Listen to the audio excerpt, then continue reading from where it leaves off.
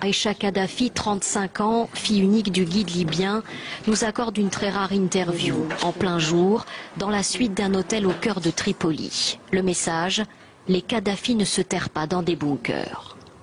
Non, non, je ne me cache pas, je suis chez moi. Je vis normalement. Mais imaginez, j'ai déjà perdu un de mes enfants et mon frère dans les bombardements. Et chaque jour, il y a des gens de mon peuple qui meurent, des civils. Toute personne qui a un cœur peut imaginer ce que je ressens. Avocate, Aïcha Kadhafi a défendu Saddam Hussein, mais aujourd'hui, c'est son père et tout le clan Kadhafi qu'elle défend. Il ne serait, dit-elle, ni affaibli, ni en fin de règne. Mon père, oui, je le vois de temps en temps. Il est fort comme vous l'avez toujours connu. C'est lui qui nous remonte le moral, qui nous fait patienter. Et contrairement à ce qui est dit, notre famille est toujours très liée. Ces événements nous ont plus soudés que jamais. Il n'y a pas de division, pas de différend entre nous. Ce qui se dit là-dessus est pure invention. Est-ce qu'il n'est pas temps pour votre père de céder la place et de partir? Est-ce que 42 ans, ça ne suffit pas? Ce mot de départ, ce que je trouve étrange, c'est où voulez-vous qu'il parte? Ici, c'est son pays, sa terre, son peuple. Où va-t-il partir? Il y a une chose que vous ne comprenez pas et que vous ne comprendrez jamais. Mon père est un symbole, un guide.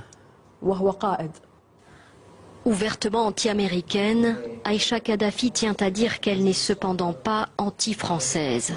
Et c'est les larmes aux yeux qu'elle évoque les frappes menées par la France en Libye. La France, j'y ai étudié et j'ai aimé la France plus que tout autre pays. J'ai aimé son odeur, sa lumière, ses avenues. J'ai aimé tout ce qui fait la France, son peuple généreux. Mais jamais je n'aurais imaginé que ce pays allait un jour tuer mon frère et ma famille.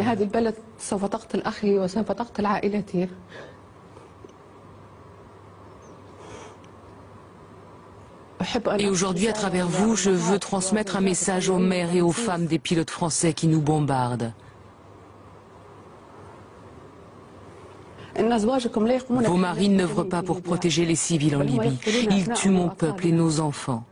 Et tout cela pour quoi faire? Pour satisfaire Sarkozy, qui croit que plus il tue de Libyens, plus il gagne de voix aux élections. La rébellion, elle la qualifie de minorité proche d'Al-Qaïda, mais affirme que son père tend la main aux rebelles et veut négocier. Il y a actuellement des négociations directes et indirectes. Nous œuvrons pour que cesse de couler le sang des Libyens et pour cela nous sommes prêts à nous allier au diable, aux rebelles armés. C'est son frère là. En nous quittant, la fille du leader contesté nous montre des photos de victimes des bombardements de l'OTAN. Elle a décidé de mandater des avocats français pour attaquer l'OTAN pour crimes de guerre. Elle y a notamment perdu un enfant de 5 mois.